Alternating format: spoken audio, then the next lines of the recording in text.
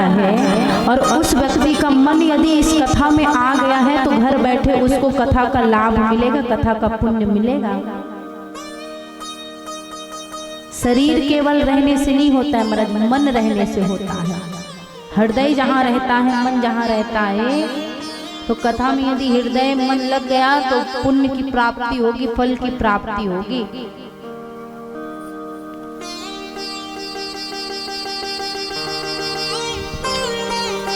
परमात्मा की इतनी सुंदर दिव्यमयी कथा चल रही है और हम सब सो गए हैं। प्रेम से बोलो, श्रोता बनिए ना कि सोता। श्रोता बनना है कि सोता बनना है? बताइए, श्रोता बनना है? हाँ, श्रोता बनिए, सोता मत बनिए। प्रेम से बोलो राधे राधे। तो इधर कंस डर गया। अब कंस डरा कि कहाँ जन्म लेकर के आया है, अब कैसे पहचाना? तो कंस ने पूतना को बुलाया। अब पूतना आई और पूतना को आदेश किया गया कि पूतना तुम जाओ और जा करके जितने भी नवजात शिशु हैं उसको एक एक करके मार दो। आज पूतना स्वीकार कर ली और पूतना जब निकली जाने के लिए तो पूतना यमुना जी में अपने आप को देखी और जब अपने आप को देखी पूतना तो कहवे लग गई कि मेरा इतना भयानक स्वरूप है, अगर इस स्वरूप में जाऊंगी ना तो कोई भी मुझे घर में बुलाएंगे नहीं, दूर से ही दरवाजा बंद कर देंगे। राक्षसी को कौन बुलाना चाहेगा अपने घर में? तो ऐसे रूप में नहीं जाऊंगी। तो पूतना क्या की, सुंदर होने के लिए कहाँ जाते हैं लोग? कहाँ जाते हैं? कहाँ जाते हो आप लोग सजने संवरने के लिए? बिटिया का ब्याह होता है तो कहाँ भेजते हो? लेकिन पूतना वहां नहीं गई। पूतना जानती है योग माया। अपनी माया से पूतना अपने आप को सुंदर स्त्री के रूप में परिवर्तित कर ली। अब देखो, सुंदर बन के जाएगी तभी तो नगरवासी घर में आने देंगे। अब सोचो कि जिसका बाल मैला है, नाखून लंबे लंबे हैं, चेहरा विकराल है, दांत बड़ा बड़ा है, राक्षसी को कौन अपने घर में आने देगा?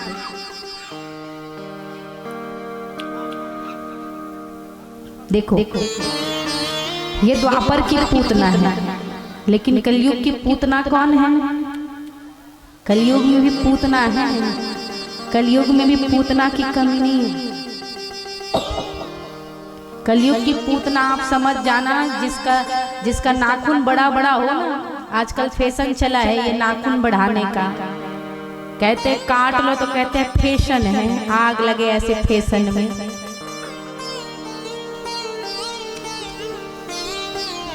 नाखून को ऐसे लंबा लंबा कर लेते हैं। नाखून राक्षस लोग कभी काटते नहीं थे, राक्षसों का नाखून जो है बड़ा बड़ा होता था। और समझ लेना, जो महीने में एक बार नहाता हो ठंड के दिन में, वही राक्षस है। जो महीने में एक बार नहाता हो ठंड के दिन में, अरे कौन नहाए महाराज, इतनी कीमती शरीर है, कौन डुबाए जल में। अगर ठंड में सिधार गए तो पधार गए तो राक्षस कभी नहीं नहाता है ना। तो जिसका नाखून लंबा हो, जिसके बाल गंदे हो, दांत गंदा हो, कपड़े गंदे हो, जो एक महीने से नहाए ना, समझ लेना कि कलयुग की पूतना या कलयुग के राक्षस वही है। प्रेम से बोलो, यहाँ के लोग बड़े अच्छे हैं। आप लोग नहाते हैं ना?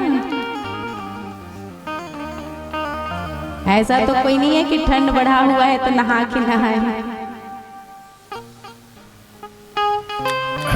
तो पूतना अपने आप को सुंदर बनाई है। कंसेन प्रहिता घोरा पूतना बाल घातिनी शिशुम चारणे घ्रन्ते पूर्वग्राम प्रजादिषु। आज पूतना अपने आप को परम सुंदरी बना करके, सुंदर बना करके आज नगर में प्रवेश की। और जितने भी नवजात शिशु हैं उस शिशु को मारते मारते आगे बढ़ी। क्या देखती है कि नंद के यहाँ बहुत भीड़ लगा हुआ है, भीड़ लगी है नंद के यहाँ, और भीड़ लगी हुई है। पूतना समझ गई कि इसके घर लाला जाएगा। पूतना गई और जाकर के चिल्लावे लग गई, अरे यशोदा बाहर निकल, अरे यशोदा बाहर निकल। यशोदा मैया कहवे लगी, कौन आ गई? बाहर निकली, अरे काकी प्रणाम प्रणाम, कौन है? मैं आपको पहचान नहीं रही। अरे यशोदा, मैं तेरी काकी ना है, मैं तेरी मासी हूँ। अब यशोदा मैया सोचने लग गई, मासी? मेरी माँ ने तो कभी बताया ही नहीं कि मेरी कोई मासी भी है। यदि मासी होती तो मुझे पता रहता कि मेरी मासी है, पर इन्होंने तो, मेरी माँ ने तो कभी बताया नहीं। अब जब सोचने लग गई तो पूतना के मन में बात आई कि यदि ये सोचेगी तो मेरा पोल खुल जाएगा, उससे अच्छा मैं कुछ करती हूँ। पूतना कहवे लगी, अरे यशोदा ज्यादा सोच विचार मत, तू मुझे पहचानती ना है। जब तू छोटी सी थी ना, लाली थी, तब मैं आई थी तेरे घर में। अब तो तू बड़ी है गई, ब्याह है गयो और बच्चे भी है गए, अब काय को पहचानेगी? जब छोटी थी तब मुझे देखी थी, अब नहीं पहचानती है। मैं तेरी दूर की मासी हूँ। यशोदा मैया सोचने लगी, होगी कोई दूर की मासी। तब अरे बाहर खड़ी रखेगी का, मोए भीतर ना लेके जाएगी? कहे आओ आओ मासी जी। सुंदर बैठाया और जलपान की व्यवस्था यशोदा मैया ने किया। और पूतना कहती है कि यशोदा देखो, वैसे व्यक्ति को तो अपनी प्रशंसा नहीं करनी चाहिए, है ना? व्यक्ति को अपनी प्रशंसा नहीं करना चाहिए, लेकिन तू मेरी बेटी है, मेरी बहन की बेटी है, तो मेरी बेटी है, तो मैं तुम्हें एक बात बताऊं। कहे क्या बात है मासी जी, कहिए। तो कहते हैं देखो, तुम्हारे चौथा पने में तुम्हें लाला जायो है, और आज मैं बहुत दिन के बाद तेरे घर में आई हूँ, तो मैं एक बात बता दूं, मेरे स्तन में अमृत भरो है, और जो भी बालक इस अमृत को पान कर जावे वो अमर है जातो है। कहे अच्छा, हाँ यशोदा अमर है जातो है। तब जितने भी गोकुलवासी हैं सब कहवे लगे, अरे आज तो यशोदा का भाग्योदय हो गया कि चौथे पन्ना में लाला भी है गयो, और आज उस लाला को अमृत पिलाने वाले यशोदा की मासी भी आ गई। जितने भी गोकुलवासी हैं सब कहवे लगे, अरे यशोदा का सोच रही है, लाला को ला करके दे दे, इसके गोद में रख दे, क्योंकि तेरो चौथा पन्ना में लाला जायो है, एक लाला है, तो वो आज भगवान की कृपा से तेरी मासी आई है और इसके स्तन में अमृत है, तो अमृत का पान करा दे ताकि तेरो लाला अमर है जावे। अब यशोदा भोली भाली, यशोदा भीतर गई, पालने में लाला सोए हुए हैं। लाला देखे कि मैया मुझे ले जाने आ रही है, उसी समय लाला ने अपना नेत्र बंद कर लिया, नेत्र बंद कर लिया। अब यहाँ पर प्रश्न उठता है कि भगवान जानते हैं, भले छोटे स्वरूप में है, लाला स्वरूप में आए हैं, लेकिन भगवान भली भांति जानते हैं कि पूतना मारने के उद्देश्य से आई है, तो फिर इन्होंने अपना नेत्र बंद क्यों किया? और जब जानते तो नेत्र बंद करने का क्या मतलब है? तो तो विद्वत जन अलग अलग भाव बताते हैं, विद्वत जन अलग अलग भाव बताते हैं। क्या क्या भाव बताते हैं? एक भाव तो विद्वत जन बताते हैं कि भगवान ने इसलिए नेत्र बंद किया कि यदि भगवान का नेत्र पूतना के नेत्र से मिल जाता तो पूतना बावरी है जाती, बावरी मतलब पगली है जाती, और जो करने आई थी वो पूतना नहीं कर सकती, क्योंकि है ही चिल्लचोर। जो इनकी आंखों में देख लेना, इन ठाकुर जी जो सामने बैठे ठाकुर जी, यदि उनकी आंखों में एक बार कोई देख ले तो फिर बाबरो है जाता है, पागल है जाता है। इसलिए कहते हैं ना, देखो भैया वृंदावन जा रहे हो ठीक है, दर्शन करो, लेकिन वहाँ छलिया के नेत्र से नेत्र मत मिलाना। यदि उस छलिया से नेत्र मिल गया ना तो फिर व्यक्ति वापस घर नहीं आ सकता, वो वृंदावन के होके रह जाता है। इसलिए नेत्र नहीं मिला। अब भगवान ने इसलिए नेत्र बंद कर लिया क्योंकि पूतना यदि मेरे नेत्र में देखेगी तो वो जो करने आई है वो नहीं कर पाएगी। पहला भाव। दूसरा भाव क्या बताते हैं? दूसरा भाव विद्वज्जन बताते हैं कि भगवान ने इसलिए नेत्र बंद किया क्योंकि नेत्र बंद करके भगवान अपनी शक्ति को बुला रहे हैं, अपनी शक्ति को। शक्ति कौन है? राधा रानी है। राधा रानी भगवान की शक्ति है। राधा और कृष्ण में कोई अंतर नहीं है, राधा कृष्ण एक ही हैं। और इधर गोकुल में हमारे कन्हैया आए और बरसाना में कौन आई? श्री ठाकुरानी जी आई, हमारी किशोरी जी आई ना, बरसाने में जन्म लेकर के। ठाकुर जी से पहले जन्म लेकर के हमारी राधा जो आ गई है। अब राधा रानी कोई और नहीं है, कृष्ण ही है, कृष्ण की शक्ति है। राधा और कृष्ण में कोई भेद नहीं है। अच्छा, अब राधा जी का जन्म क्यों हुआ? तो इसके भी दो भाव बताते हैं। राधा जी का जन्म का एक भाव यह है कि एक दिन ठाकुर जी जब श्रृंगार किए और श्रृंगार करके जब अपने आप को दर्पण में देखे ठाकुर जी ना, दर्पण में, तो ठाकुर जी जब दर्पण में अपने आप को देखे तो अपने आप को ही देख करके कन्हैया मोहित हो गए। और जब मोहित हुए तो वही स्वरूप जो है उस आईने से, दर्पण से निकला। तो भगवान कहते हैं कि मैं इसी, ये जो स्त्री है, जब मैं लीला करने के लिए जाऊंगा तो मेरा यही स्वरूप राधा के रूप में जाएगा, राधा के रूप में जाएंगे, मेरा यही स्वरूप। एक भाव यही है कि अपने आप को ही देख करके मोहित हो गए भगवान। और भगवान ने स्वयं कहा कि ये जो मेरी शक्ति है यही मेरे साथ लीला करने के लिए अवतार धारण करेंगे। दूसरा भाव विद्वज्जन क्या बताते हैं? कल की कथा में आप लोगों ने मोहिनी स्वरूप की कथा को सुना कि नहीं? भगवान मोहिनी स्वरूप धारण किए, और जब मोहिनी स्वरूप धारण किए तो जितने भी देवता हैं वो सब मोहित हो गए। जितने भी देवता हैं सब मोहित हुए। सब सोचते मोहिनी स्वरूप को देख करके, दानव भी सोचते कि ये मुझे पत्नी के रूप में मिल जाते।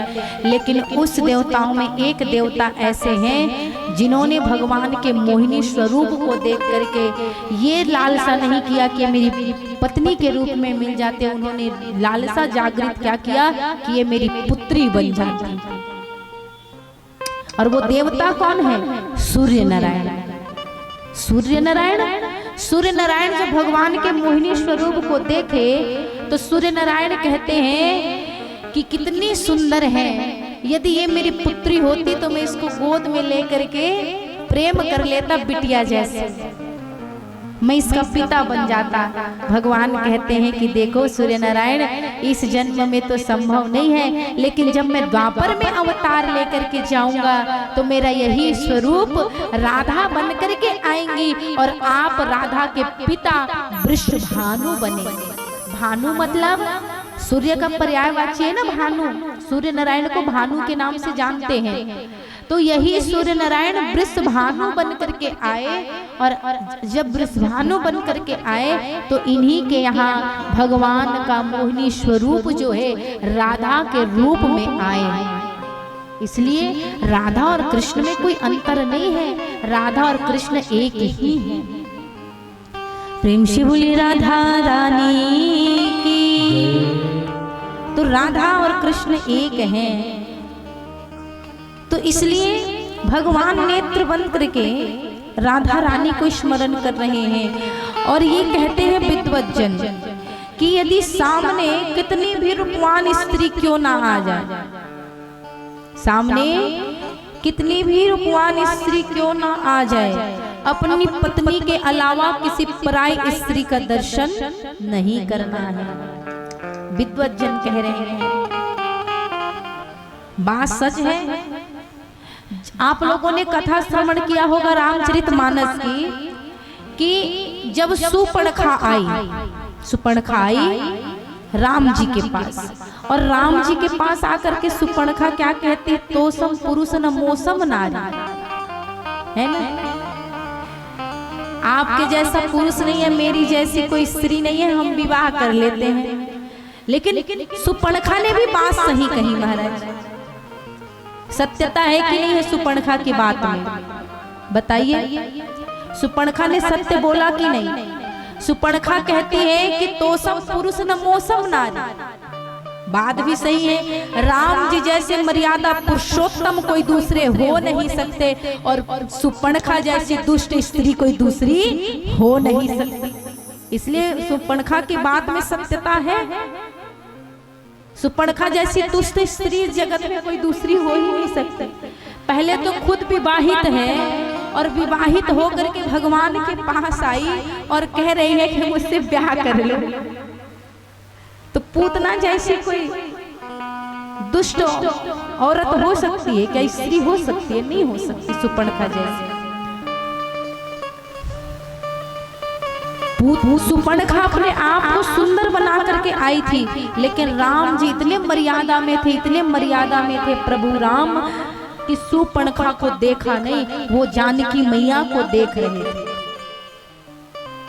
इसलिए कितनी भी सुंदर स्त्री आ जाए, किसी दूसरी स्त्री के ऊपर दृष्टि नहीं डालना है। तीसरा भाव विद्वज्जन क्या बताते हैं?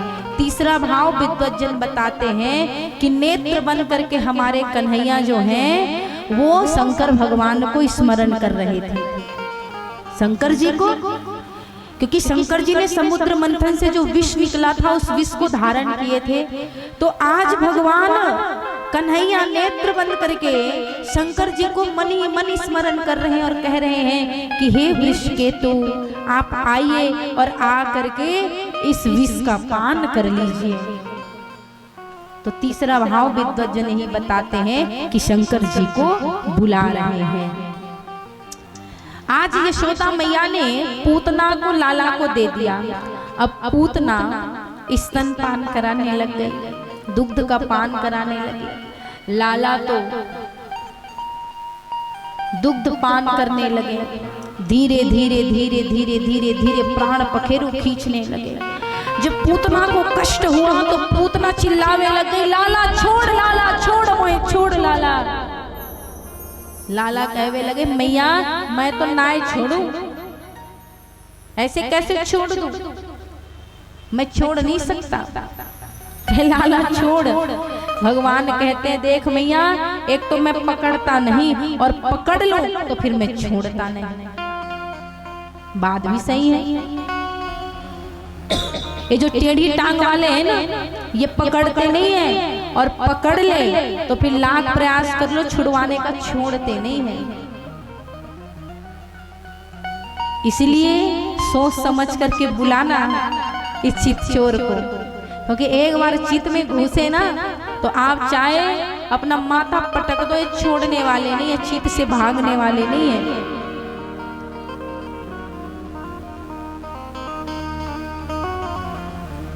एक कथा के माध्यम से समझाऊं।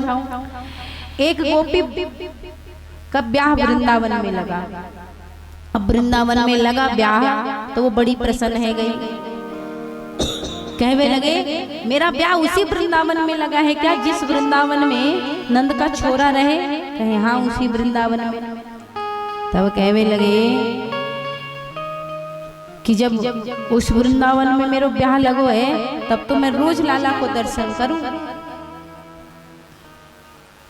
अब गोपी सोच में लग गई, ब्याह भी है गए, ब्याह हो करके घर भी आई, और जब घर आई ससुराल आई वृंदावन में तो रात भर उस लाला को स्मरण करते करते सोई। अब वो छलिया चित में ऐसा बैठ गया कि सुबह जब उठी और उठ करके झाड़ू लगावे लग गई तो पीछे से लाला आवाज दे रहे हैं, भाभी क्या कर रही है, झाड़ू लगा रही है? हाँ लाला हाँ बैठ। लाला के साथ बैठ गई। अब पीछे से सासू माँ आवाज लगावे लगी, अरे बहू क्या कर रही है? अरे झाड़ू लगा ले, साफ सफाई कर ले, कहाँ बैठी है? गोपी को दिख रहा है कि मेरे सामने लाला बैठे हैं, लेकिन उसकी सासू माँ को कन्हैया नजर नहीं आ रहे हैं। तो उससे काम भी कुछ नहीं होता है। सुबह सुबह झाड़ू लगाना छोड़ के, सफाई करना छोड़ के बात करने बैठ गई।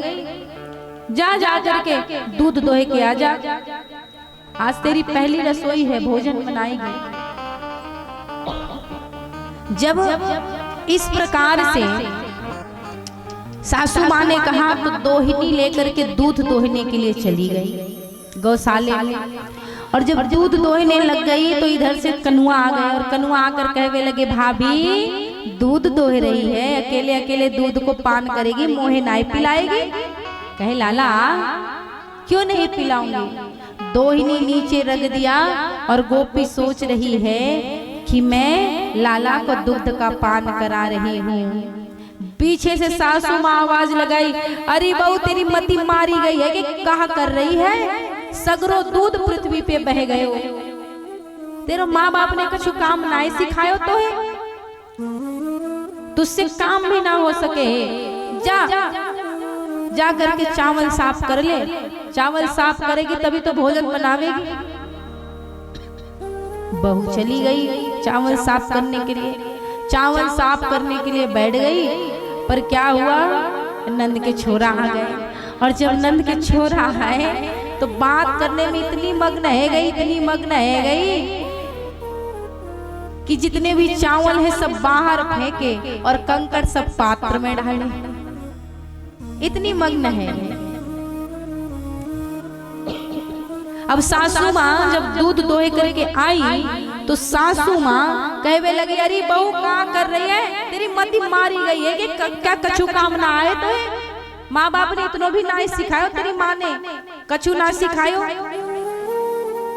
सगरो चावल बाहर फेंक रही है और कंकड़ भीतर डाल रही है, पात्र में रख रही है, क्या कंकड़ को खिलावेगी?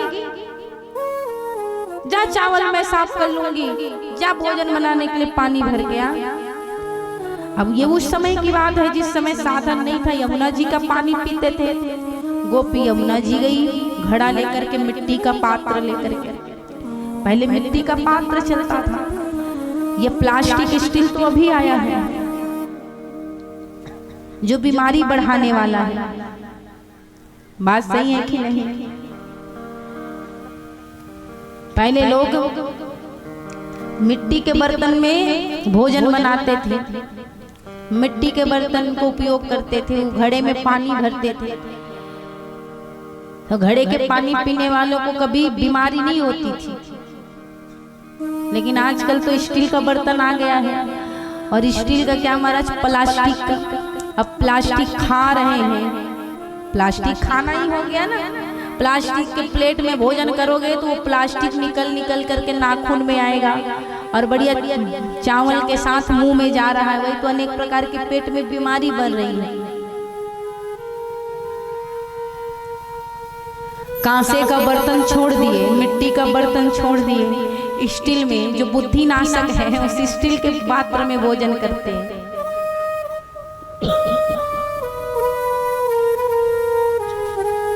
कांसे के बर्तन में पानी भरा जाता था, अब उस कांसे के बर्तन को टंगा दिए हैं छत के ऊपर, भंडार कक्ष में रख दिए हैं। अब पानी भी किससे भर रहे हैं? पानी किस में भर रहे हैं? प्लास्टिक का बाल्टी।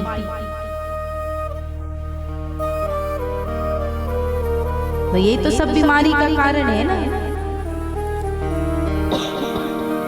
तो गोपी घड़ा लेकर के पहुंची यमुना जी, और जब गोपी घड़ा लेकर के यमुना जी पहुंची, पानी भरवे लग गई। अब घड़ा इतना भारी था वो उठा ही नहीं जा रहा है। तब नंद को लाला कहने लगे, भाभी तेरी कछु सहायता कर दूं के? कहे आ लाला, आ लाला, बहुत सुंदर समय पे आया है, आ लाला। अब इधर गोपी सोच रही है कि ये नंद को छोरा उठा रहा है, पर ये तो केवल इस गोपी का एक भाव था कि नंद को छोरा है, पर वास्तव में ये उसकी कल्पना थी, नंद को छोरा नहीं था। अब हम जब कल्पना करते हैं ना, सोचते हैं कि हमारे सामने कोई है, जब किसी के विषय में हम अत्यधिक सोचने लगे तो वो व्यक्ति हमें सामने दिखने लग जाता है। गोपी लाला को सोच रही थी, नंद को छोरा को सोच रही थी, और गोपी नंद को छोरा को देख भी रही है। अब गोपी के हाथ से घड़ा छूटा, और जैसे छूटा पृथ्वी पर गिर करके टूट गया। गोपी कहवे लगी कि आज तो महाराज ये नंद को छोरा ऐसो आ गए है मेरे चित्त में, मेरे ससुराल में पहला दिन अंतिम दिन बना के छोड़ेगो, पहला दिन ही अंतिम दिन बनाएगा। आज तो इस अपने चित्त से निकाल करके रहो, पर कहते हैं ना एक बार घुस जाए तो निकलवे ना है। गोपी बैठ गई। अब गोपी जब बैठी और कह रही है, नंद का छोरा बाहर निकल, ए नंद का छोरा चित्त को छोड़ के बाहर निकल। पर नंद को छोरा निकलेगो कैसे? नारद जी देखे, नारद जी कहवे लगे, अरे ब्रज की गोपी वो भी तपस्या करने बैठी है। नारद जी आए, कहे गोपी तुम यहाँ क्या कर रही हो? कहे नंद को छोरा जो है ना वहाँ चित्त में घुस गए हो, वहाँ को मैं निकाल रही।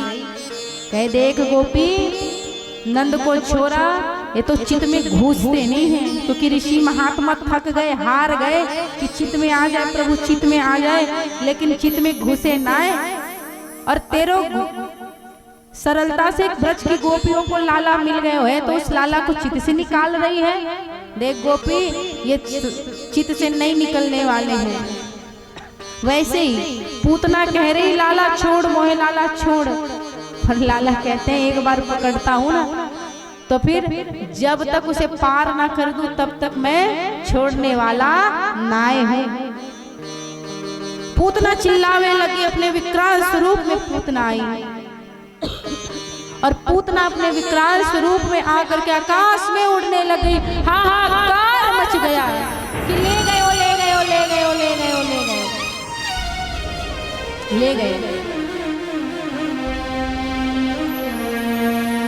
पूतना आकाश में उड़ते उड़ते एक वन में गई, और आज भगवान ने पूतना के प्राण पखेरु खींच लिए। पूतना का उद्धार भगवान ने कर दिया, मोक्ष भगवान ने कर दिया।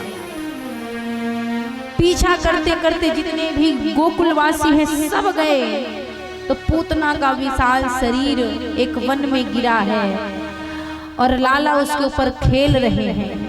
यशोदा मैया दौड़ कर गई और जाकर के लाला को उठा ली, हृदय से लगा ली, प्रेम करने लग गई। इधर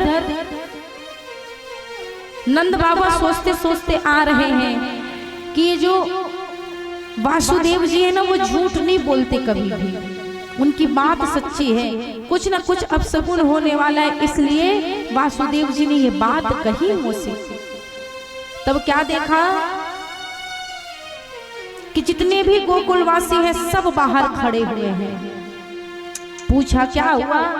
कहे देखो महाराज नंद बाबा, ये पूतना आई थी लाला को मारने के लिए, आकाश में उड़ने लग गई लाला को लेकर के, लाला को अपने दुग्ध का पान करावे लग गई। कहे वासुदेव जी ठीक ही कह रहे थे कि कुछ ना कुछ अपशगुन होने वाला है। नंद बाबा अब पूतना का इतना विशाल शरीर है, क्या करें इस शरीर को, क्योंकि 300-400 व्यक्ति भी मिलके उठाएंगे तो भी नहीं उठा पाएंगे। तो कहे काम करो, पूतना मरी तो जरूर है लेकिन अपने लिए लकड़ी की व्यवस्था करके मरी। पूतना मरी जरूर लेकिन अपने लिए लकड़ी की व्यवस्था करके मरी। जब आकाश से पूतना पृथ्वी पर गिरी, जब ऊपर से पूतना पृथ्वी पर गिरी ना, तो कई हजार पेड़ उसके शरीर में दबकर टूट गए। तो कहे मरी तो है लेकिन लकड़ी की व्यवस्था भी की है। तो आज सुंदर अग्नि प्रज्वलित किया गया और पूतना के शरीर को जलाया गया। अब कहे प्रश्न उठा कि पूतना राक्षसी है और पूतना ने ऐसा कौन सा कर्म किया था जिसके कारण पूतना को भगवान के हाथ मोक्ष की प्राप्ति हुई है। राक्षसी है, भक्तों को नहीं मिलता ये सौभाग्य, लेकिन राक्षसी को ये सौभाग्य मिला कि आज राक्षसी का उद्धार साक्षात नारायण के हाथ हुआ है। तो कहिए पूतना कौन है? पूतना राजा बलि की पुत्री रत्नमाला है। राजा बलि, कल चरित्र सुनाया गया था वामन अवतार की। जब वामन अवतार में बलि के यहाँ प्रवेश करते हैं वामन भगवान, तो वहीं पर बलि की पुत्री खड़ी हुई थी रत्नमाला। अब जब रत्नमाला खड़ी हुई थी तो वामन भगवान को देखी, वामन अंगुल के हमारे ठाकुर जी छोटे से, तो वो रत्नमाला सोच में लग गई कि कितना सुंदर छोटा सा बालक है, ये मेरा पुत्र होता तो मैं इसको प्रेम कर लेती, इसको लाड कर लेती। कहे भगवान कहते तथास्तु, इस जन्म में तो नहीं हो सकता, लेकिन जब मैं द्वापर में आऊंगा तो मैं जरूर आपको अपनी माता मान करके आपका दुग्ध पान करूंगा। अब कहे जब बलि का सर्वस्व वामन भगवान ने छीन लिया तो यही रत्नमाला कहती है अरे ऐसे बच्चे को तो मैं विष दे करके मार देती। तो भगवान कहते हैं तथास्तु, जब मैं द्वापर में अवतार लेकर आऊंगा, मैं वचन दे दिया कि माँ की भांति आपका दुग्ध पान करूंगा, पुत्र की भांति आपका दुग्ध पान करूंगा, तो उस दुग्ध, वो दुग्ध नहीं होगा, वो विष होगा। आप स्तन में विष भर के आएंगे मुझे मारने के लिए। तो इसलिए भगवान सबकी मनोकामना को पूर्ण करते हैं। तो वही रत्नमाला पूतना बन करके आई और अपने स्तन में विष भर के आई ठाकुर जी को मारने के लिए। अब कहते हैं कि पूतना को माता के जैसा ही स्थान मिला। जो स्थान यशोदा, जो स्थान देवकी को मिला, वही स्थान पूतना को भी मिला। अब माता का स्थान क्यों मिला? तो विद्वज्जन इसका भाव बताते हैं क्या कि जब लाला दुग्ध पान कर रहे थे तो 1 मिनट के लिए लाला के मन में आ गया था कि ये मेरी माँ है, इसलिए पूतना को माँ का स्थान भगवान ने दिया। तो ऐसे करुणा निधान, कृपा निधान हमारे ठाकुर जी, आज हमारे ठाकुर जी छोटे से हैं और उनको मारने के लिए एक पूतना राक्षसी आई और पूतना का उद्धार भगवान ने कर दिया। प्रेम से बोलिए पूतना मर्दन भगवान की जयकारा भी तो अच्छे से लगा लीजिए। जयकारा बुलाने में भी कंजूसी क्यों? भोजन पा के आए हैं कि नहीं आए हैं? पा लिए है ना भोजन, उपवास तो नहीं है, तो आवाज कैसे नहीं निकल रही मुंह से? जयकारा लगाया करिए जोर से। देखो दोनों हाथ ऊपर किया करिए और जयकारा लगाया करिए, है ना? अब मैं शायद बताई हूँ आप लोगों को, नहीं बताई हूँ, मुझे खुद याद नहीं है, स्मरण नहीं है मुझे, लेकिन चलो यदि बता भी दी हूँ तो दोबारा फिर बता देती हूँ कि यहाँ बैठे हैं, है ना, यहाँ बैठे हैं और हम सब कौन हैं?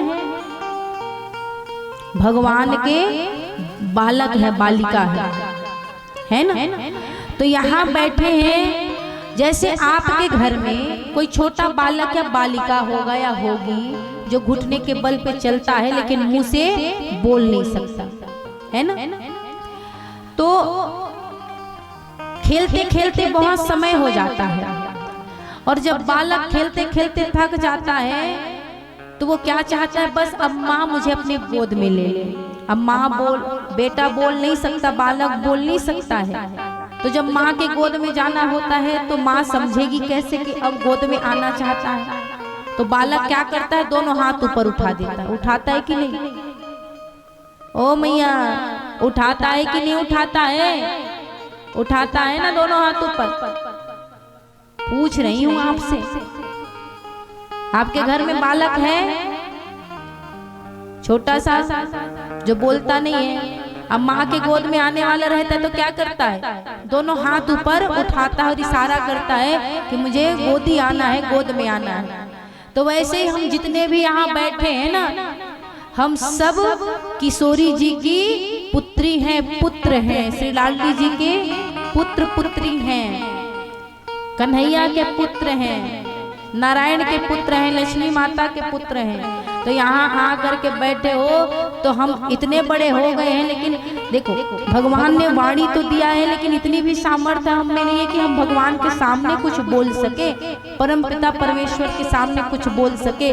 तो क्या करना है, बस जैसे एक छोटा सा बालक इशारा करता है ना दोनों हाथ ऊपर उठा करके, वैसे ही इशारा कर देना है और लाडली जी को कहना है कि हे किशोरी जी, हम तो बस हम में इतनी सामर्थ्य नहीं कि हम आपके सामने कुछ बोल सके, लेकिन हे लाडली जी, हम बस इशारा कर सकते हैं। अब आपकी गोद में आना चाहते हैं, आपकी कृपा को प्राप्त करना चाहते हैं। हमने तो अपना कर्तव्य निभा दिया, अब उठाना और नहीं उठाना आपके ऊपर है। इसलिए कर्तव्य से कभी पीछे नहीं हटना है। आप अपना कर्तव्य करते रहो, एक दिन तो उनके कान में हमारी आवाज जाएगी और श्री लाडली जी आकर के हम पर जरूर कृपा करेंगे। इसलिए आप कर्तव्य को करिए और जब भी जय घोष लगाया जाता है तो दोनों हाथ ऊपर करके जय घोष लगाया करिए, राधे राधे बोला करिए, प्रेम से बोलो। बहुत सुंदर। तो आज पूतना का उद्धार भगवान ने कर दिया। अब एक दिन की बात है, माँ लाला को तैयार की और लाला को तैयार करने के बाद दूध पिला करके छकड़े के नीचे सुला दी। अब छकड़े के नीचे जब लाला को सुला दी तो बहुत समय हो गया, लाला को भूख लग गई और माँ सुन ही नहीं रही है, माँ निकल ही नहीं रही है। तो लाला को क्रोध आया। अब जब लाला को क्रोध आया, बच्चा जब रोता है तो हाथ पांव ऐसे ऊपर नीचे करता है कि नहीं करता है? पलंग पे सोया हुआ है, खाट पे सोया हुआ है, और जब बालक रोता है तो हाथ पैर कैसे ऊपर नीचे करता है ना। तो वैसे रोते रोते हमारे लाला हाथ पांव को ऊपर नीचे करने लग गए, और जब ऊपर नीचे किए तो भगवान का चरण से स्पर्श हुआ छकड़ा, और जैसे ही छकड़ा स्पर्श हुआ, छकड़ा आकाश में उड़ा और उड़ करके चकनाचूर हो गया। जितने भी बालक खेल रहे थे ना, सब बालकों की दृष्टि पड़ी, जब आवाज आई तो सब बाहर निकले। यशोदा मैया ने लाला को उठा लिया और लाला को उठा करके प्यार करने लग गई, प्रेम करने लग गई। बालकों ने बताया कि लाला के चरण स्पर्श से ही ये छकड़ा टूट गया, पर बालक के बात पे किसको विश्वास? किसी को विश्वास नहीं हो रहा। कहे इतना छोटो सो लाला और इतना बड़ो छकड़ा तोड़ देगो क्या? वो भी केवल एक स्पर्श से। विश्वास ना हो रहा। लाला को भीतर लेकर गए। एक दिन तृणाव्रत नामक एक दैत्य आया बमंडर का रूप बना करके, और बमंडर का रूप बना करके ये तृणाव्रत हमारे लाला बैठे हुए थे, उसको उठा करके आकाश में ले जाने लगा। अब जब आकाश में ले जाने लगा हाहाकार मच गया। लाला ने सीधा गर्दन पकड़ लिया उस तृणाव्रत का, कहे लाला छोड़ गए, ना छोड़ू मैं, जब तक उद्धार ना कर दूं, मोक्ष ना कर दूं, तब तक छोड़ने वाला ना हूं। आज लाला ने तृणाव्रत का प्राण पखेरु खींच लिया और तृणाव्रत का उद्धार कर दिया। प्रेम से बोलिए यशोदा के लाला की। तो यशोदा के लाला का उद्धार भगवान, आज भगवान ने उस तृणाव्रत का उद्धार कर दिया। तो यशोदा मैया फिर लाला को लेकर आई और लाला को लेकर आ करके गौशाले में लेकर गई और गौशाले में ले जा करके सुंदर गौमूत्र का सिंचन किया और गौ के पूंछ से झाड़ा लगाया। अब झाड़ा क्यों लगाया, गौमूत्र का सिंचन क्यों किया? कहीं यशोदा मैया सोच रही है मेरो लाला को किसी की नजर लग गई।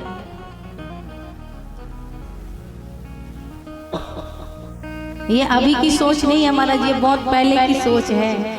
हमारी माताओं की सोच ना ऐसे जाता है, यदि लाला रोने लग जाए या बालक बालिका रोने लग जाए तो लगता है कि किसी की नजर लग गई है। माँ ये नहीं सोचेगी कि हो सकता है, चलो वो तो तृणाव्रत तो लाला को मारने आया था, पूतना तो मारने आई थी, संकट भंजन तो मारने आया था भगवान को। तो यशोदा तो ये नहीं जानती है कि ये नारायण है और कंस ने भेजा है मारने के लिए। अब यशोदा सोच में लग गई कि मेरे लाला को मारने के लिए आया है, मतलब किसी ने भेजा, किसी की कुदृष्टि है, किसी की नजर लग गई है। पर हम आजकल लोग क्या कहते हैं, यदि बालक के पेट में दर्द हुआ या रात्रि में रोने लग गया तो कहते हैं कि नजर लग गई है। और जब नजर लगे ना, आप लोगों को बताऊं तो जो यशोदा मैया ने किया वही आप लोग भी किया करिए। यदि आपके मन में संदेह है कि नजर लग गई है तो जो उपाय यशोदा मैया ने किया वही उपाय आप लोग भी किया करिए। क्या सबके घर गौ माता होगी? तो यदि संदेह हो, नजर लगी है, तो गौ के मूत्र का सिंचन कर देना, गौ के पूंछ से 7 बार झाड़ देना, झाड़ा लगा देना। और मैं पूरे विश्वास से कह सकती हूँ कि गौ माता के पूंछ से जो व्यक्ति झाड़ा लगाएगा, यदि अव्वल नंबर का भी प्रेत होगा ना, वो उसको भी भागना पड़ेगा। अव्वल नंबर का प्रेत होगा। हमारे गौ माता में सब बीमारी का इलाज है, गौ माता के ही शरीर में सब बीमारी का इलाज है, पर हम व्यक्ति जानते नहीं है ना। भूत प्रेत यदि लग जाए तो गौमूत्र का सिंचन करने से भाग जाता है, पर सरल उपाय हमारे घर में उसको हम करते नहीं है। जो पैसा लाख रुपए लगता है ना, उधर दौड़ते हैं। सच बात है कि अब आप लोगों के पुत्रों को नजर लगती है तो क्या करते हो? क्या करते हो? बैगा बुलाते हो, है ना, और झाड़ा लगवाते हो। अच्छा, एक बात बताइए, आप लोगों ने कभी ध्यान दिया है कि जब जो बैगा झाड़ फूक करने वाले होते हैं, वो जब झाड़ा लगाने आते हैं तो धीरे धीरे मंत्र क्यों बोलते हैं, जोर से क्यों नहीं बोलते? यहाँ कोई बैगा तो नहीं है ना? यदि होंगे बैगा तो देखो पहले से ही क्षमा प्रार्थी। अपने देखो ये हंसाने के लिए है ना। यदि होंगे बैगा तो बुरा मत मानिएगा, है ना। तो आप बताइए कि जो बैगा होते हैं ये जोर जोर से मंत्र क्यों नहीं बोलते हैं? कभी विचार नहीं किया?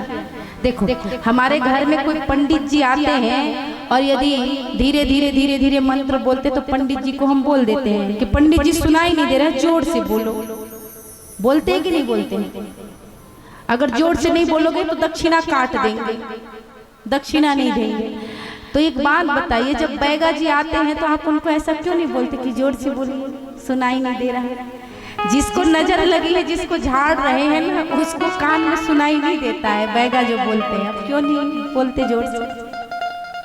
देखो एक समय में, देखो भैया बुरा मत मानना कोई यदि होंगे तो, लेकिन बात सत्य है कि बैगा पहले मंत्र बोलते थे जोर जोर से। ऐसा नहीं है कि मंत्र नहीं बोलते थे, पहले जोर जोर से मंत्र बोलते थे। झाड़ लगाते ना, झाड़ा, तो जो झाड़ फूक करने वाले जोर जोर से मंत्र बोलते थे। लेकिन उनके साथ एक ऐसी घटना घट गई जिसके कारण वो कान पकड़ लिए कि जोर से मंत्र नहीं बोलेंगे। क्या घटना घट गई बताऊं?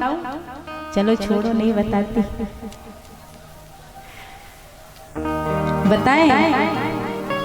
देखो एक गांव में एक महिला को, एक स्त्री को बच्चा हुआ, बालक हुआ, छोटा सा था, 1-2 महीने का।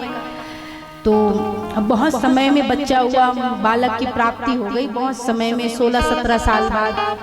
तो अब 16-17 साल बाद, शादी के 16-17 साल बाद यदि लाला है जावे तो डर तो लगता है ना कि किसी की कुदृष्टि न पड़ जाए, किसी की नजर न पड़ जाए। तो रात में अचानक वो रोने लग गया, और जब रोया तो माँ का ध्यान जो है जाता है किसी की नजर तो नहीं लग गई, डॉक्टर की तरफ तो नहीं जाएगा कि बेटे को मैं डॉक्टर के पास ले जाऊं, हमेशा ध्यान उसी में जाता है कि किसी की नजर लग गई। अब गए अपने पति देव को, जाओ जाओ जाओ पड़ोसी भैया को बुला कर लाओ, वो झाड़ फूक करते हैं। अब वो गए बुलाने के लिए, और बुला करके जब लाए ना तो उनकी पत्नी भी आई, जो बैगे की पत्नी थी, झाड़ फूक करने वाली की पत्नी थी, वो भी पीछे पीछे दौड़ के, अरे शाम को तो ही मैं देख कर आई, लाला तो अच्छा खेल रहा था, पर अचानक हुआ क्या? अब उसकी पत्नी भी दौड़ के आई। अब बोले बहन तुम चिंता मत करो, तुम्हारा लाला ठीक है जाएगा, अभी मैं झाड़ा लगा देता हूँ। अब झाड़ा लगाने के लिए जैसे बैठे, अब वो बैगा मंत्र डाल रहा है, क्या? आकाश को बांधू, पताल को बांधू, नदी को बांधू, तालाब को बांधू। अब झाड़ा लगावे, मंत्र बोले और झाड़ा लगावे, पत्नी पीछे खड़ी हो गई, सुनते सुनते पागल है गई, दिमाग खराब है गए। वो आपको झाड़ू वहीं पे रखा था, उठाई झाड़ू को और झाड़ू उठा करके बैगे को मारने लग गई।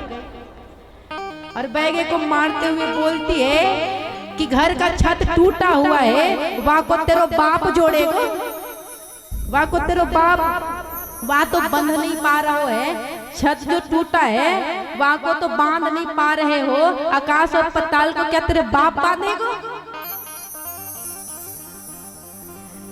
अब देखो ये मंत्र बैगा लोग बोलते हैं कि नहीं बोलते मैं नहीं जानती, पर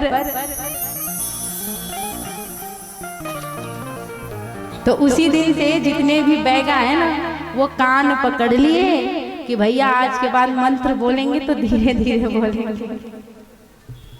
प्रेम से बोलो।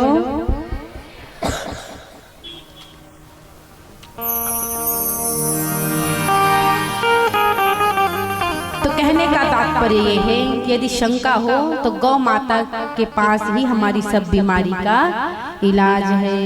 प्रेम से बोलिए वृंदावन बिहारी लाल की जय हो। अब सुंदर हमारे लाला धीरे धीरे धीरे धीरे बड़े होते गए। अब लाला जब धीरे धीरे बड़े हुए ना, तो यहाँ पर वासुदेव जी के कहने पर गर्गाचार्य जी महाराज पहुंच गए कहाँ? गोकुल पहुंचे। अब जब गोकुल पहुंचे तो नंद बाबा की दृष्टि पड़ी और नंद बाबा कहवे लगे कि गर्गाचार्य जी आइए आइए, आपका स्वागत है, आइए हमारे यहाँ आपका स्वागत है। महाराज आप सही समय पे आए हैं, हमारे घर एक लाला का जन्म हुआ है और उस लाला का नाम कर्ण संस्कार अभी तक नहीं हुआ है। गर्गा पुरोहितो राजन यदो नाम सुमातपा ब्रजम जगामनन्दस्य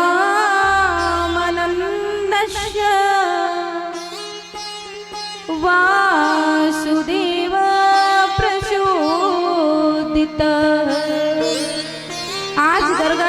जी से नंद बाबा कहवे लगे, जब आए तो नंद बाबा कहवे लगे कि हम हमारे घर में लाला को जन्म है और उस वहाँ को नामकरण संस्कार ना है भयो, तो एक काम करो गर्गाचार्य जी, आप सही समय पे आए हो तो हमारे लाला का नामकरण संस्कार कर दीजिए। कहे देखो मैं यदुवंशियों का गुरु हूँ, यदुवंशियों का पुरोहित हूँ, और तुम्हारे लाला का मैं जन्म नामकरण नहीं कर सकता, क्योंकि नामकरण करने का अधिकार जो है अपने गुरु को होता है। तो मैं तो यदुवंशियों का गुरु हूँ, उनका पुरोहित हूँ, तो मैं तुम्हारे लाला का नामकरण कैसे कर सकता हूँ। लेकिन भेजा किसने है? वासुदेव जी ने। और वासुदेव जी के गुरु कौन है? गर्गाचार्य जी। और शास्त्र के अनुसार गुरु का ही अधिकार है नामकरण संस्कार करने का। और ये छोरा किसके हैं? वासुदेव जी के हैं।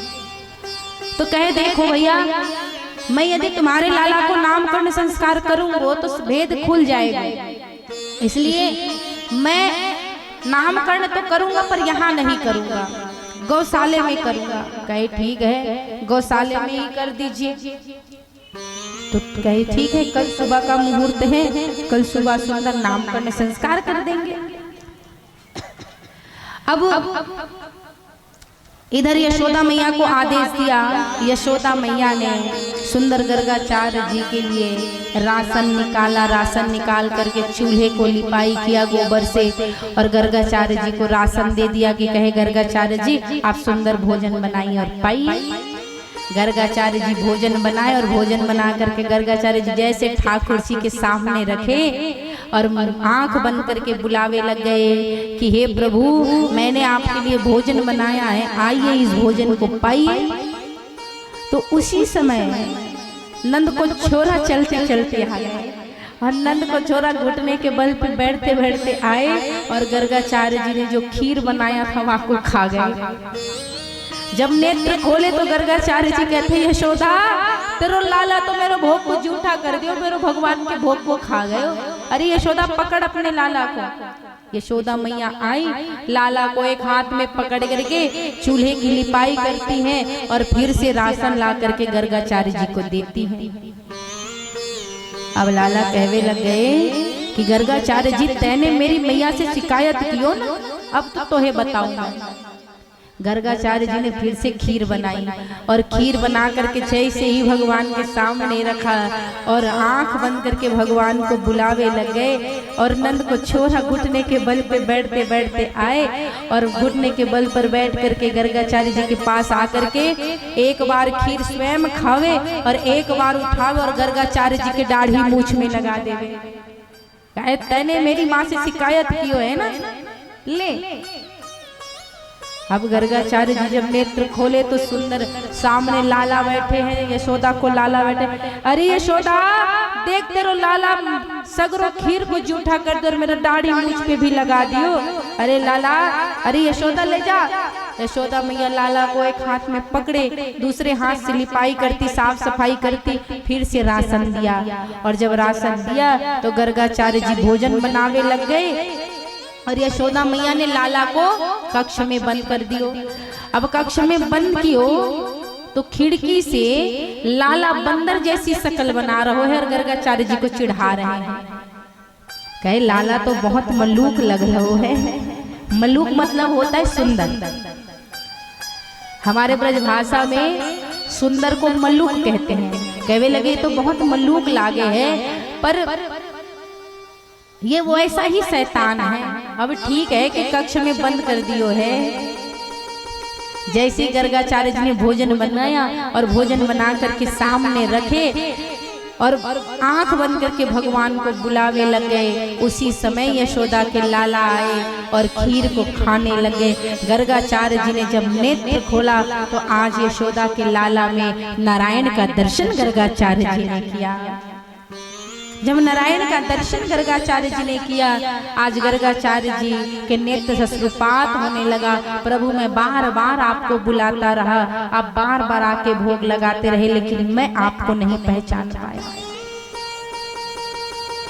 कहे गर्गाचार्य जी, मैंने अपने स्वरूप का दर्शन तो आपको कराया है, लेकिन ये भेद मैया को पता नहीं चलना चाहिए, आप चुप रहना। कहे भगवान, यदि बताऊंगा नहीं तो मैया आपको डांटेगी, आपको मारेगी। कहे देखो, मैं भगवान बन करके नहीं आया हूँ, मैं मैया का पुत्र बन करके आया हूँ। और एक माँ का पूरा अधिकार होता है कि वो अपने बालक को मारे और डांटे, इसलिए भेद को नहीं बताना है। ठीक है, गर्गाचार्य जी सुंदर भोजन पाए। दूसरे दिन प्रातः स्नान किए, पूजा किए, पूजा करने के बाद गौशाला गए। अब इधर रोहिणी और यशोदा में बात हो रही है, क्या दीदी तुम्हें पता है कि जो गर्गाचार्य जी आए हैं ना, वो त्रिकालदर्शी हैं, भूत भविष्य वर्तमान को जानने वाले हैं। कहने लगे अच्छो, भूत भविष्य वर्तमान को जानने वाले, तो चलो परीक्षा लेते हैं। अब इधर यशोदा के लाला को रोहिणी ने पकड़ लिया और रोहिणी के लाला को यशोदा ने पकड़ लिया। अब जब गर्गाचार्य जी के सामने जाकर के रोहिणी यशोदा बैठे और जैसे ही लाला के मुख को गर्गाचार्य जी ने देखा, उसी समय गर्गाचार्य जी की समाधि लग गई। और समाधि लगी तो ऐसी समाधि लगी कि श्वास ही गर्गाचार्य जी का बंद हो गया। कहे गर्गाचार्य जी, पर गर्गाचार्य जी तो ऐसी समाधि लगी, श्वास ही बंद हो गया है। गर्गाचार्य जी सुनेंगे क्या? तो गर्गाचार्य जी के नाक के पास हाथ ले जाकर के देख रहे हैं कि जीवित है कि सिधार गए, पधार गए। कह रहे गर्गाचार्य जी, मरना है, मरना था तो अपने यहाँ जाकर मरते, हमारे गौशाले में क्यों प्राण त्याग दिए? जोर से चिल्लाए गर्गाचार्य जी। जब जोर से चिल्लाए तब गर्गाचार्य जी का नेत्र खुला। कहे महाराज, करने आए हैं, नामकरण करने आए हैं, वो तो कर लीजिए, फिर बाद में समाधि लगाते बैठे रहना। कहे पहले अपने अपने पुत्रों को तो अपने पास रखो, तभी तो नामकरण करो। तब रोहिणी ने अपने पुत्र को रखा और यशोदा ने अपने पुत्र को रखा। आज सुंदर दोनों का नामकरण संस्कार गर्गाचार्य जी प्रारंभ किए। कहे जो रोहिणी का पुत्र है उसका नाम पड़ जाएगा क्या? अयम ही रोहिणी पुत्रो रम्यन सुहदो गुणो आख्या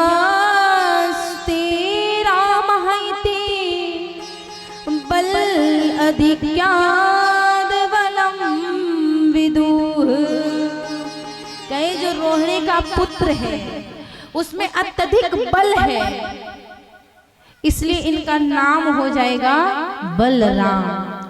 और ये संकर्षण के माध्यम से रोहिणी के गर्भ में आया है, इसलिए इसका एक नाम पड़ जाएगा संकर्षण। और ब्रज के लोग इसे दाऊ भैया कह करके पुकारेंगे। प्रेम से बोलिए दाऊ भैया की जय हो। तो आज हमारे दाऊ भैया का नामकरण संस्कार हो गया। अब कहे कि हे नंद जी, आपके छोरा का नाम पड़ जाएगा क्या? कृष्ण। कर्ष इति कृष्ण। ये अनेक बाहर इस धराधाम पर अवतार लेकर आए, इनका जो रंग है वो अलग अलग हुआ, और जैसे वर्ण के हुए, जैसे रंग के हुए, उसी से वैसा ही इनका नाम हो गया। इसलिए इस युग में ये कार्य है ना, इसलिए कर्ष इति कृष्ण, कृष्ण नाम पड़ जाएगा। और बहुनी संति नमानि रूपाणि च सुतास्यते गुण कर्म अनुरूपाणि तान्यं वेदनो जना। कहे कि हर युग में आए, हर युग में इनका रंग अलग अलग हुआ, तो इस युग में ये कार्य है, इसलिए इनका नाम पड़ जाएगा कर्षिति कृष्ण, कृष्ण नाम पड़ेगा। और इनके गुण के मुताबिक, इनके कर्म के मुताबिक आगे चल के इनके अनेक नाम होंगे। और आगे चल करके अनेक प्रकार की लीला करेंगे। तो जैसी जैसी लीला करेंगे उस कर्म के अनुसार, उस लीला के अनुसार इनका नाम हो जाएगा। और इनके अनेक भक्त होंगे, और इनके भक्त होंगे तो भक्त अनेक नाम से पुकारेंगे। और इनका एक नाम वासुदेव कृष्ण पड़ जाएगा, क्योंकि ये कभी वासुदेव के यहाँ जन्म लेकर के आए थे, इसलिए इस भेद को जानने वाले वासुदेव नंदन कहेंगे, वासुदेव कृष्ण भी कहेंगे। तो इनके गुण के अनुसार, इनके कर्म के अनुसार इनका नाम आगे और बढ़ता जाएगा। इसीलिए साधक कहते हैं, कोई कहे गोविंद, कोई गोपाल, कोई कहे गोविंद, कोई गोपाल, मैं तो कहूँ सावरिया बांसुरी वाला, मैं तो कहूँ सावरिया बांसुरी वाला, मैं तो कहूँ सावरिया बांसुरी वाला, मैं तो कहूँ सावरिया बांसुरी वाला। कोई कहे गोविंद, कोई गोपाला, कोई कहे गोविंद, कोई गोपाला, मैं तो कहूँ सावरिया बांसुरी वाला, मैं तो कहूँ सावरिया बांसुरी वाला। गोविंदा जय गोपाला,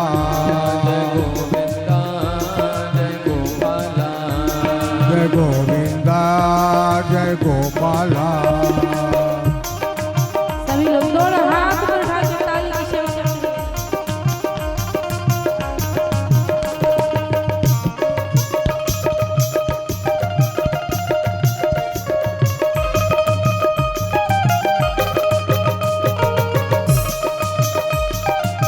जय हो।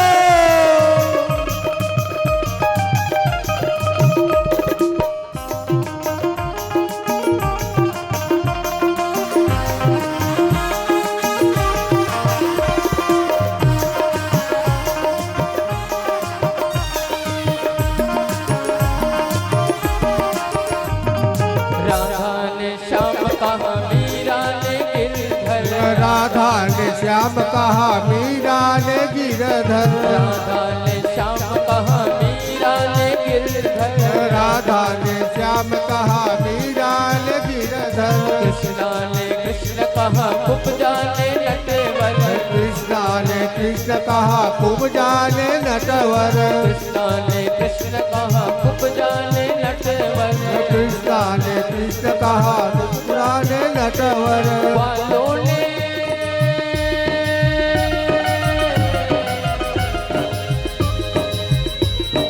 वालों ने तुमको पुकारा गोपाला, वालों ने तुमको पुकारा गोपाला, वालों ने तुमको पुकारा गोपाला, ग्वाला ने तुमको पुकारा है ग्वाला।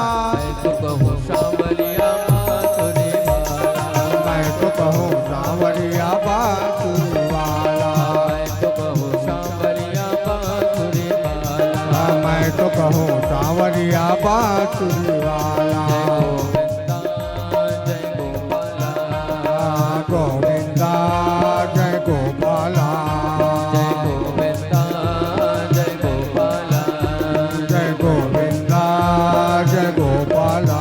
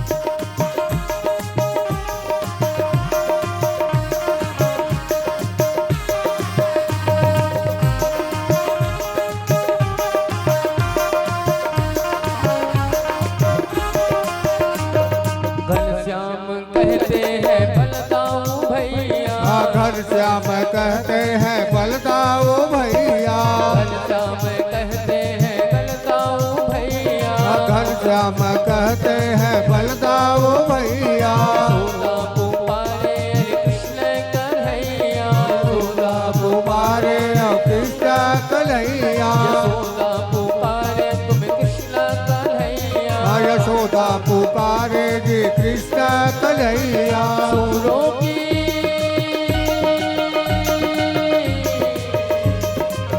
ओ सूरों की आंखों पे तुम हो उजाला सूरों की आंखों पे तुम हो उजाला सूरों की आंखों पे तुम हो उजाला सूरों के आंखों के तुम हो उजाला मैं तो कहूँ सांवरिया बांसुरी वाला मैं तो कहूँ सांवरिया बांसुरी मैं तो कहूँ सांवरिया बांसुरी वाला मैं तो कहूँ सांवरिया बांसुरी वाला कोई कहे